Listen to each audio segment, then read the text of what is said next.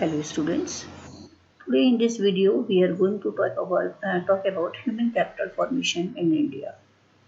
Now the question is, what is the difference between human capital and human capital formation?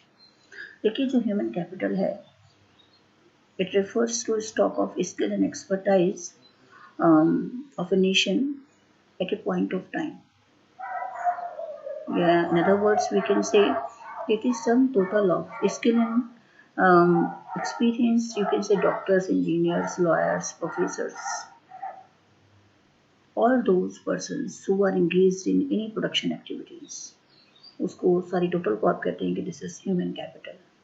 Is it clear? Whereas human capital formation क्या है? It is a process by which we can increase number of such type of persons who have skill, education, and experience, which is necessary for the economic and political development of the country. देखिए, अगर मैं ये कहूँ बेटा कि किसी भी देश के लिए वहाँ पर रहने वाली जो पॉपुलेशन है, जो लोग हैं, वो we are also a type of resource for a country. जो लोग वहाँ रह रहे हैं वो भी एक संसाधन की तरह काम करते हैं. तो जिस देश के लोग जितने ज़्यादा स्किल्ड होंगे, एजुकेटेड होंगे, एक्सपीरियंस्ड होंगे, वो देश उतनी ज़्यादा तरक्की करेगा. नॉर्मल सी बात है. तो जब आप जो बंदे हैं, जो पॉपुलेशन है, वो जब एजुकेटेड स्किल्ड हो जाती है तो we called it human capital. क्या बोलते हैं इसको? Human capital. तो इस तरीके से जो जन संसाधन है वो भी किसी भी देश के डेवलपमेंट के लिए बेहद ज़रूरी है, क्योंकि जितना भी फिजिकल कैपिटल है वो will run it. Man power, human resources. तो सबसे पहली ज़रूरत है किसी भी देश के डेवलप होने के लिए कि वहाँ का जो जन संसाधन है उसको एजुकेट करें आप, उसको स्किल करें, एक्सपीरियंस बनाएं आप, उसको स्किल को आप डेवलप करें उसमें, ताकि वो फिजिकल कैपिटल को प्रॉपर वे में यूटिलाइज कर सके टू एनहांस प्रोडक्टिविटी. अब सवाल ये होता है कि अभी मैंने एक वर्ड आपको बताया, फिजिकल कैपिटल, फाइनेंशियल कैपिटल, है ना. फिजिकल कैपिटल आप सभी जानते हैं, जितना भी प्लांट एंड मशीनरी है उसको आप बोलते हैं कि फिजिकल कैपिटल है. और जो फाइनेंशियल कैपिटल होता है वो paper claim against physical capital. जो आप मनी मतलब फाइनेंस जो आप कर रहे हैं, तो जो भी पेपर क्लेम है against physical capital, it is known as financial capital. आप एक बात देखें बेटे कि जो फिजिकल कैपिटल जो आप प्लांट एंड मशीनरी कह रहे हैं, फिजिकल जो एसेट है उसको रन कौन करेगा? Human capital. यानी कि अगर ह्यूमन कैपिटल डेवलप नहीं है कंट्री का तो फिजिकल कैपिटल बेकार है.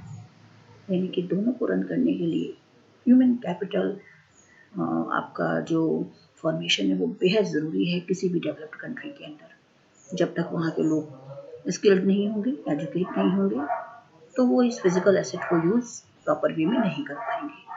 Is it clear? This is the main difference between human capital and physical capital and financial capital. दोनों के लिए जो बैकबोन की तरह आपका काम करेगा क्या? ह्यूमन कैपिटल, है ना. Means acquiring increasing number of skilled and experienced and educated persons in the country. देखिए, अब हम देखेंगे कि भाई क्या डिटर्मिनेंट्स हैं, सोर्सेज हैं, किन जरियों के द्वारा हम ह्यूमन कैपिटल फॉर्मेशन कर सकते हैं किसी भी कंट्री में. तो सबसे पहले हम देखते हैं कि एक्सपेंडिचर ऑन एजुकेशन. नाम से ही जाहिर है कि शिक्षा पर अगर हम खर्च करें तभी हम उस देश के लोगों को ज़्यादा से ज़्यादा शिक्षित कर पाएंगे, एजुकेट हम कर पाएंगे. मीन्स वी कैन से कि expenditure on education is a very effective way to enhance productive workforce of the country. किसी भी देश के प्रोडक्शन को बढ़ाने के लिए वहाँ के लोगों को एजुकेट करना एक बहुत अच्छा माध्यम है ह्यूमन कैपिटल को बढ़ाने का. Is it clear? और अगर आप ये भी देखें कि प्रोडक्शन कैपेसिटी के साथ साथ जीडीपी अपने आप रेज होगा. Can say it is very effective determinant of human capital formation. What is expenditure on education? देखिए बेटा, जो मॉनिटरी बेनिफिट्स ऑफ एजुकेशन है, it for exceeds from cost of education.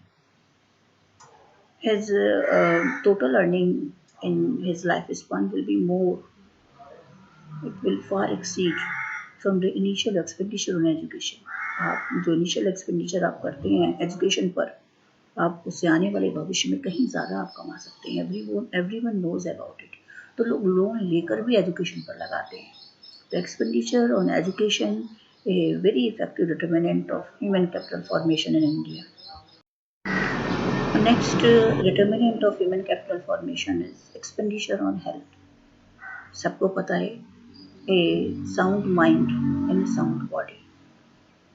एक स्वस्थ मनुष्य में ही, स्वस्थ शरीर में ही बेटा एक जो स्वस्थ है दिमाग वास करता है। जब तक आप स्वस्थ नहीं हैं तब तक आप मेंटली तौर पर भी सही से आप काम नहीं कर सकते हैं, उतनी एफिशिएंसी के साथ आप वर्क नहीं कर सकते। Means only a healthy person can increase productivity, can do his or her work with full efficiency to give more GDP, to give more output. इसलिए ये ज़रूरी है कि हेल्थ पर विशेष ध्यान दिया जाए फॉर ह्यूमन कैपिटल फॉर्मेशन।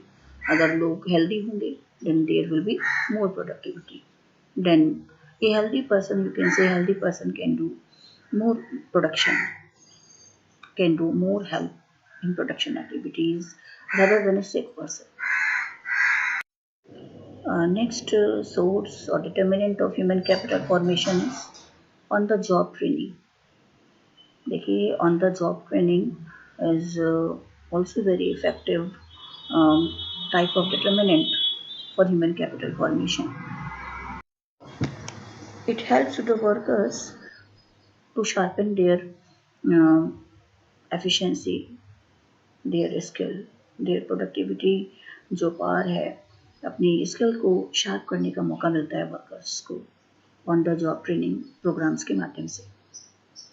अब होता क्या है कि by such type of training या such type of programs workers can enhance their skill, they may be more effective and productive, and in return revenue of the firm will be far exceed from the cost of such programs.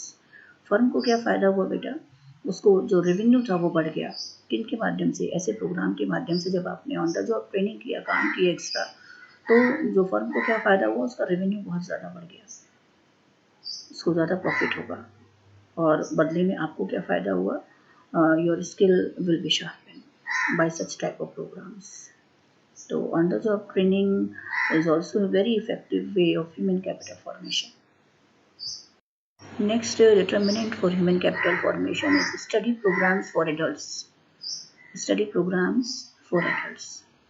देखिए other than जो formal education है primary secondary university level पे, उसके अलावा जो सरकार और different NGOs हैं वो मिलकर ऐसे कई स्टडी प्रोग्राम्स बनाते हैं जिसमें एडल्ट्स को एजुकेशन दिया जाता है to make them more productive which is also a type of source of human capital formation.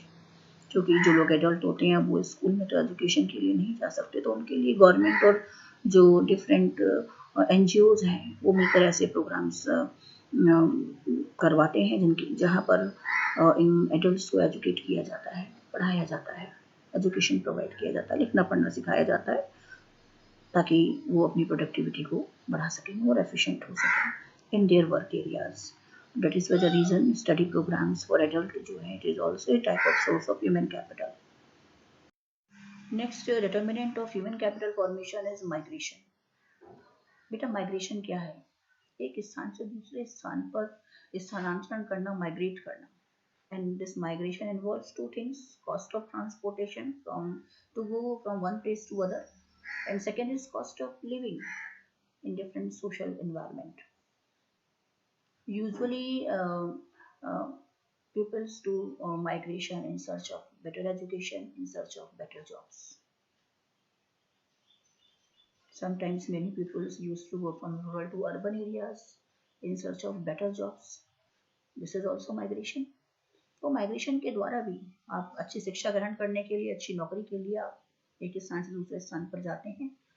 तो this is also a very effective way to enhance human capital formation in India. Next determinant is expenditure on information. देखिए information related to job markets and educational institutes make the persons aware. from where they should get education and where they can get better job. तो ये सारी जो खबरें हैं ये आपको information के माध्यमों के ज़रिए से आपको पता चलता है कि आप कहाँ पर अच्छी शिक्षा को ले सकते हैं, कहाँ पर आपको अपने जो फील्ड ऑफ आपका जो वर्क है जिसमें आप स्किल्ड हैं, आपको उससे रिलेटेड जॉब कहाँ मिलेगा, डिफरेंट जॉब मार्केट्स और एजुकेशनल इंस्टीट्यूट्स के विषय में आप इंफॉर्मेशन पर व्यय करके आप you can increase enhance number of human capital in India. Human capital जो स्किल एंड एक्सपर्टाइज की जो संख्या है बढ़ा सकते हैं बाय एक्सपेंडिचर ऑन इंफॉर्मेशन। सो तो वी कैन से कि migration and information both helps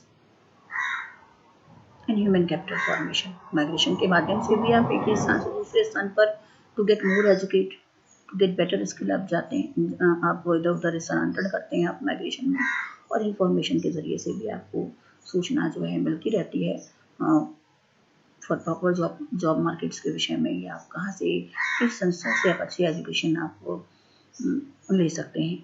तो expenditure on information is also very effective way for the human capital formation in India. Now come to what is the difference between human capital and human development. देखिए, human capital consists of skills which will help in the process of production. जबकि जो human development है, it is end itself. जब आप human capital को acquire कर लेते हैं, आप educate हो जाते हैं, आप skilled हो जाते हैं, then only you can be a valuable person in the society.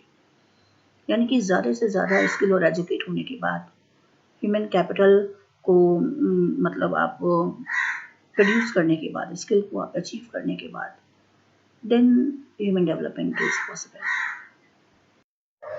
Means human development occurs when more and more individual या persons of the society will be skilled, educate and experienced. जिस भी society की ज़्यादा से ज़्यादा लोग शिक्षित होंगे, स्किल्ड होंगे, वहाँ पर ह्यूमन डेवलपमेंट ज़्यादा होगा। तो ह्यूमन कैपिटल क्या है? इट इज़ ए मतलब स्किल, स्टार्ट करना, किसी भी चीज़ को स्किल करना, एक्वायर करना। जबकि ह्यूमन डेवलपमेंट क्या है? ये ह्यूमन कैपिटल का एंड को शो करता है। So this is all about sources or determinants of human capital formation. In next video we will talk about role of human capital formation. Okay, goodbye and take care, beta. Keep on studying.